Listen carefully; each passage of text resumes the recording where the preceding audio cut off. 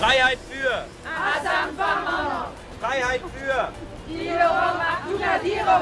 For nearly 60 years, Amnesty International has campaigned for a world where everyone enjoys human rights, living free from torture, discrimination and persecution, where people have freedom of choice and expression. The story of Amnesty International. It was founded by British lawyer Peter Benenson, who organised a letter-writing campaign to release political prisoners. That simple concept grew to become a global movement, which works in 150 countries, demanding governments and organisations end injustices.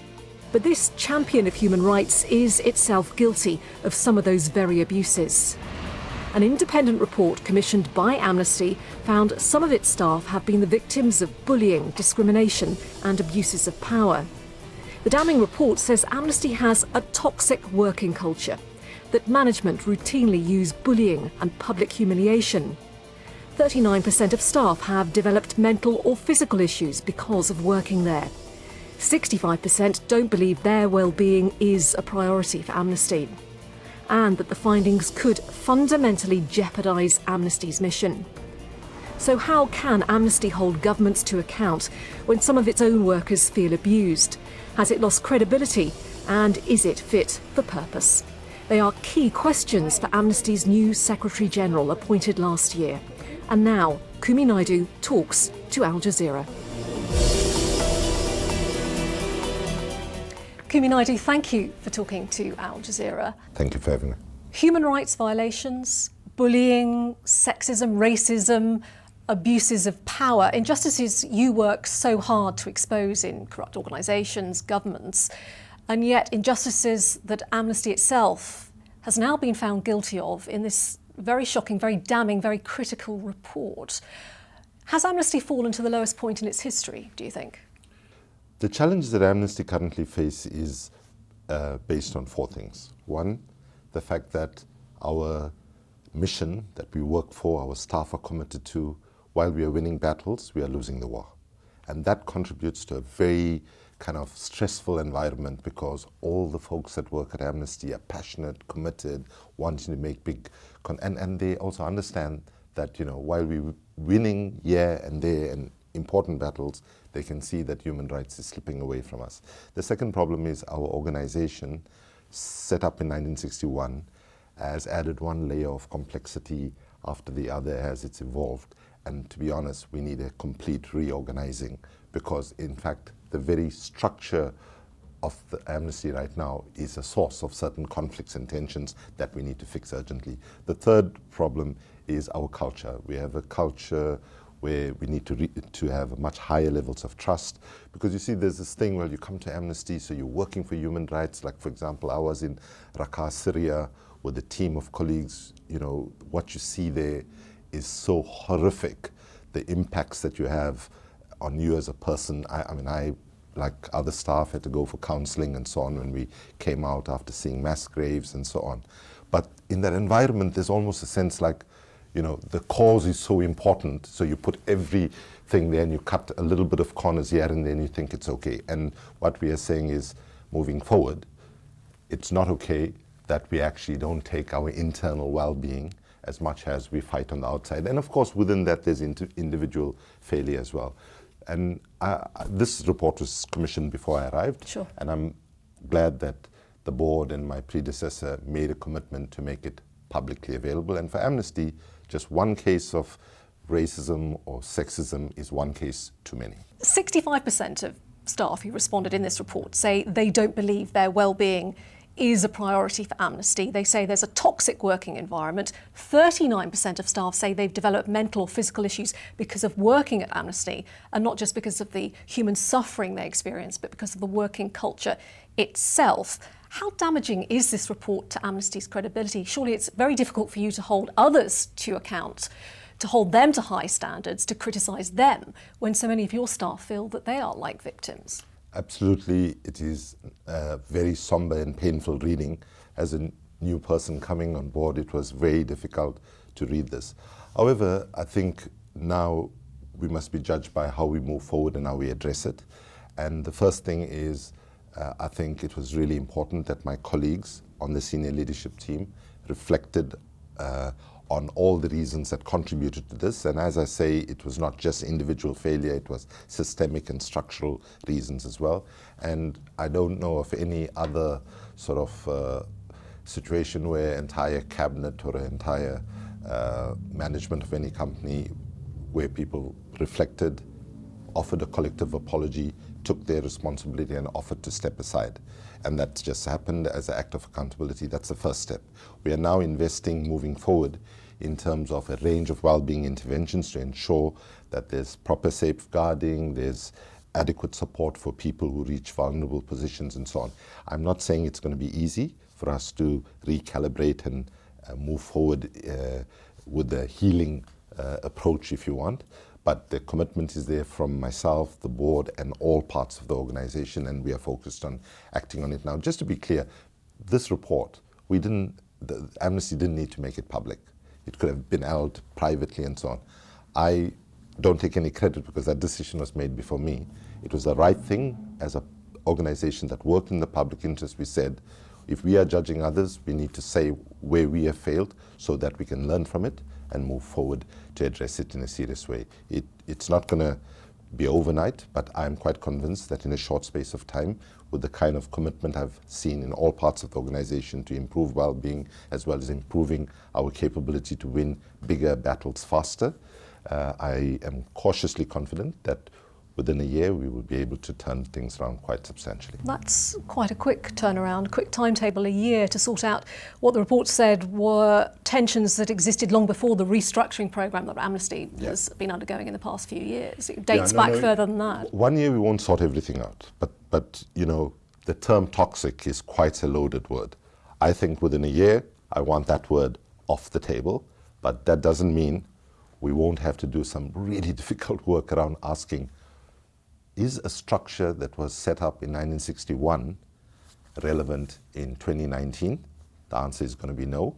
And then it is, how can we make the structure more lighter, more nimble, more people-friendly?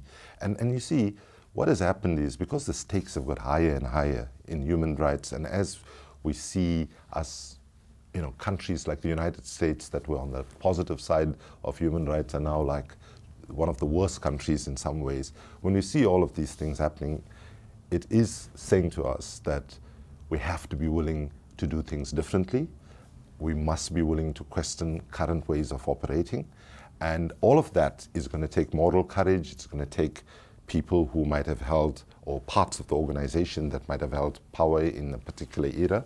We have to be willing to now look at how do we bring different parts of the organization closer together, because part of what is happening is there is quite a high level of conflict, and it's not unique to Amnesty, by the way, and that some of the conflict is almost structurally defined, meaning that if you add a particular job with a particular role, at the moment, the way we're structured, it could put you in conflict with 3 or 4 different parts of the organization. We need to clean all of that up, and I am going to try my best to convince people to come up with the moral courage in all parts of the movement that we look at people failure. Of course, we are human beings, people make mistakes. That's going to be the easiest part to sort out. The more difficult is going to be the structure, the culture, and so on. And as we enter a new strategy process, we are reminding ourselves of what they say, that your culture and your structure can eat your strategy for breakfast. So we have to address the question of structural and cultural change, as well as ensuring that our managers are better trained to provide the kind of well-being and care for the very passionate, talented, committed staff that we have in Amnesty. It seems in some ways that you're going to actually have to be quite ruthless in what you do with Amnesty to make it fit for purpose? I wouldn't use the word ruthless at all, and that's not in my nature and character. I think we have to be bold, courageous, take into account, for example, what Einstein said, that the definition of insanity is doing the same thing over and over again and expecting different results. The stakes are extremely high right now. When we have, the climate scientists saying that we've got 12 years to get emissions to peak and start coming down, we have to be willing to change to be fit for purpose. But I do not believe that it is necessary for us to make those changes in a way where you're brutal and you don't have a sense of humanity in the way you do it. I think, yes, sometimes change is, well, actually always change is painful, but I think we can do change in a way that is respectful, that is humane, and is putting the humanity of everybody that is involved in the process, at the center of how we make change happen. I guess from your perspective, one of the key problems with staff feeling like this is that how can they go out and challenge others who Amnesty feels have been guilty of human rights violations when they themselves have, as they say in this report, they've been frightened to actually say what's going on in their own organisation. That must be really troubling. Well, just to be clear about it, right? For Amnesty, when we look at the report or the reports,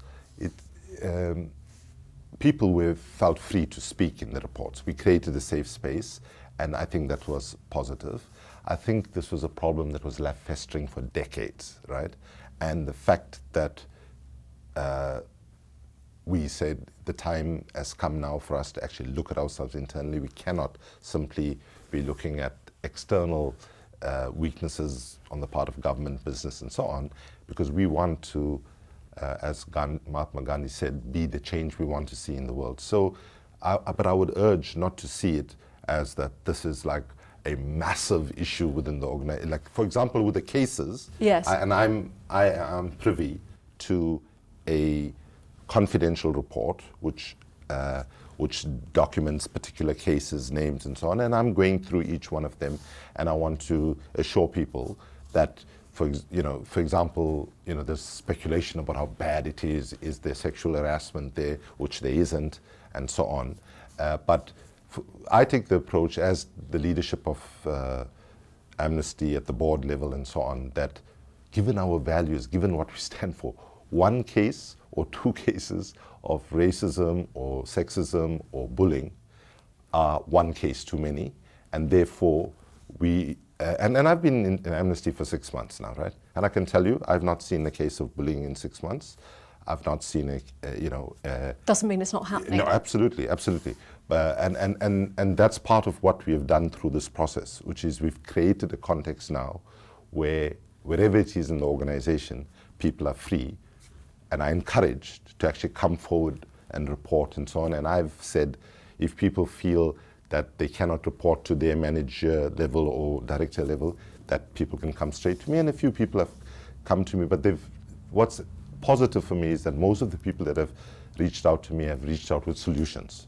They've named a particular issue, and people have quite a structural and systemic way of analyzing it, not only saying, well, an individual made an error, but people are also looking at why good people make bad errors. And that's something we need to have the honesty to be able to do. 7 of your senior leadership team have offered to resign. Will you accept their resignations? Firstly, I think I want to acknowledge that this was an act of courage on my colleagues. It was not easy to do for them to do it collectively and so on. And I think that people in other sectors, in government and business, must look at this as an example that they could emulate. I will not accept all the resignations because, firstly, it's very important to note that all the various reports and all did not find individual accountability, in the sense no individual, there were acts committed, but it was a culture. It was a culture, and these folks obviously inherited a culture. It wasn't them that created it. So I will not accept all the resignations.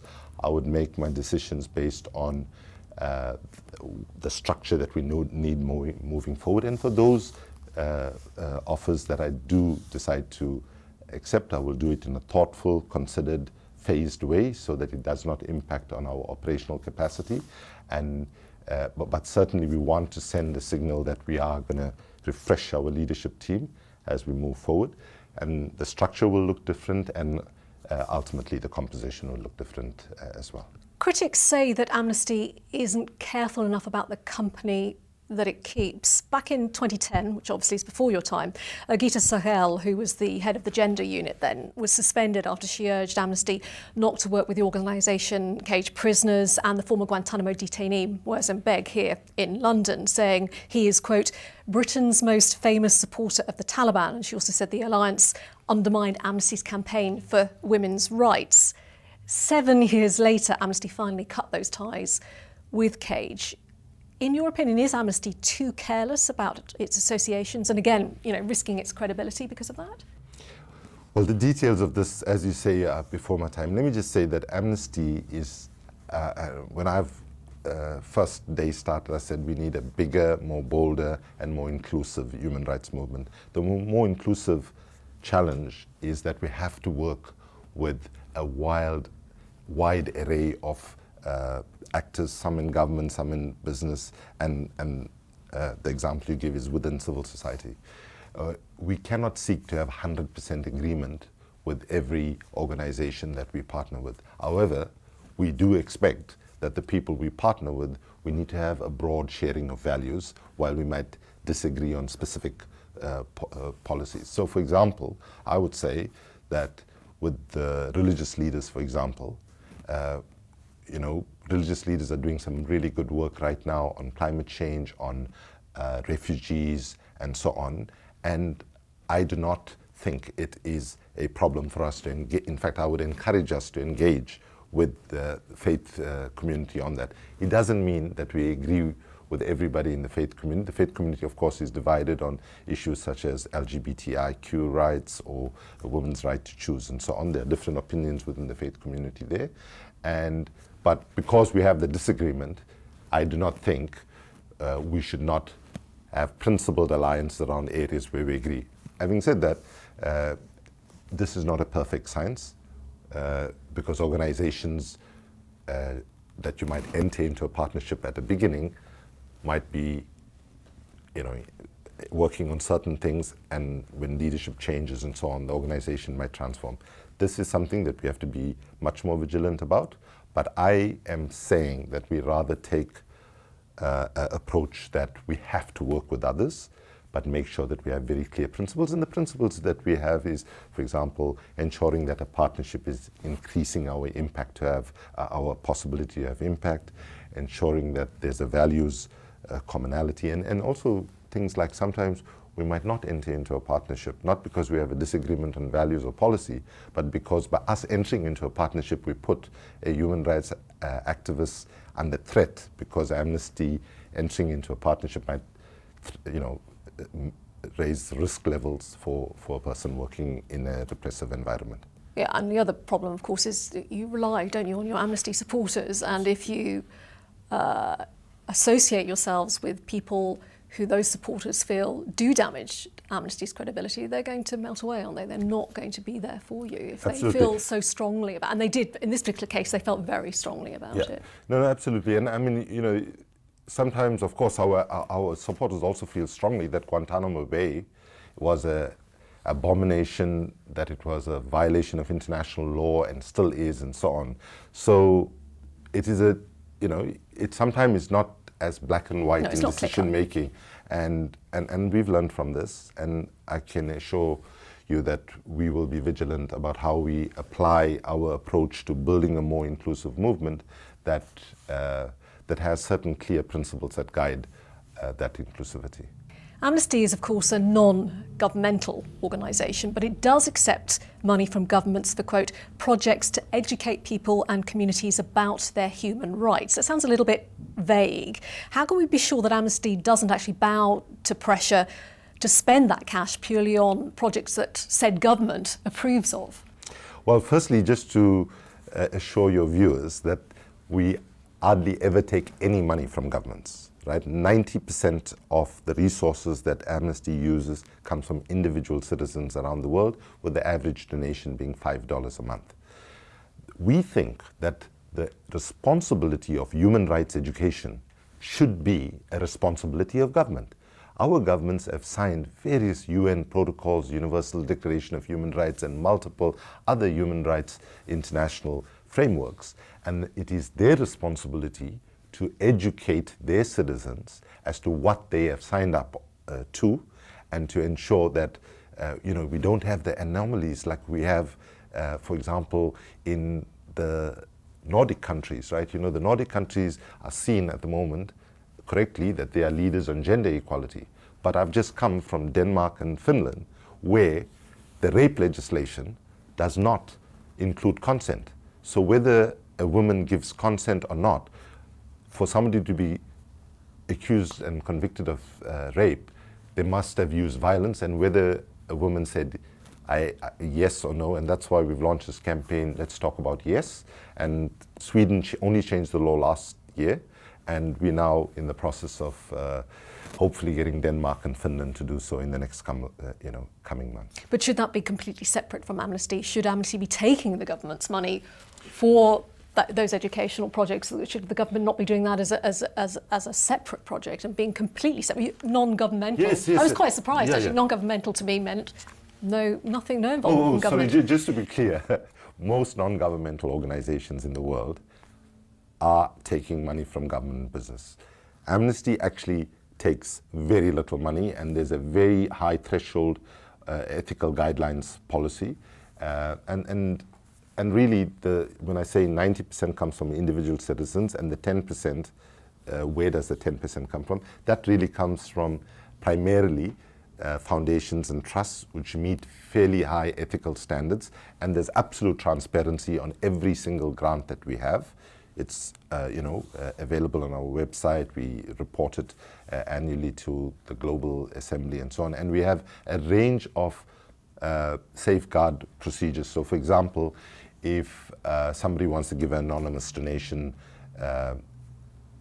we would accept if people want to, but we wouldn't. They can't place any conditions on it. I mean, nobody can place conditions on a grant unless it fits in with what we are doing, and there's a commonality, and we sign an agreement with the foundation which is working in the same area. We also ensure that there's a third-party verification, like a due diligence is done. I have to tell you, it's very complex. It takes a lot of time. It sometimes means that we lose grants that we need. I think the important thing that people need to know is that we're in a very difficult situation here, right? If you just take one company, let's take Shell, for example, right, where we have various issues with Shell, especially around how slowly they are withdrawing out of fossil fuels, right? If you look at Shell and you look at Shell's marketing budget alone, right, that is like 10 times the size of all of the Amnesty entities around the world's resources. And in a context where the information environment within which we operate is so complex and difficult to get our message across, we need to recognize that organizations like Amnesty are actually fighting a really uphill struggle to get our messages out. And so I make no apologies of saying to individual citizens around the world, Amnesty belongs to people. It was set up by ordinary people. Join us. If you do, and the other important thing is, I would say, it's not just about money. For me, right now, I would say, if we're going to build a strong Amnesty, we need to recognize that people's contribution in terms of voice is just as important in terms of whatever financial contribution they can make. And that is why, at the moment, we have a huge emphasis on seriously growing our supporter base from 8 million to 25 million over the next couple of years. You even take money from lotteries, which is essentially a form of gambling. Are you comfortable with that as well? A few cases, and these are lotteries which I understand to be sort of unconventional in the sense they are based on your postal code, and it was set up for charitable purposes. And there are 2 cases where we do it. I understand there were debates on it, and there are a range of other international entities. So I think we made the decision to do this historically before my time, not in isolation, but ensuring that there was a group of like-minded NGOs that, in fact, some of them contributed to setting it up in Holland and in Sweden, I believe. It's probably a fair question to ask, but I think, from what I understand, that as much due diligence has been put into it to ensure that it's as clean as possible. So you're happy at the moment, yeah? Well, listen, we want to be blunt. All money is dirty, right? Show me 1 cent that is absolutely clean, and I would do some prayer for it, okay? Thank you. I mean, that's just the reality, right? And we need to accept it, right? But within accepting that, we have to have certain principles and values that we hold true to, and I will try, certainly as the Secretary General of Amnesty moving forward, that we have a very ethical approach to where we take money from and how we transparently let the world know where we're taking money from. And that's been in the past, but I will make sure that we do it even more strongly in terms of transparency moving forward. Kumi Naidoo, thank you for talking to Al Jazeera. Thank you. Thank you very much.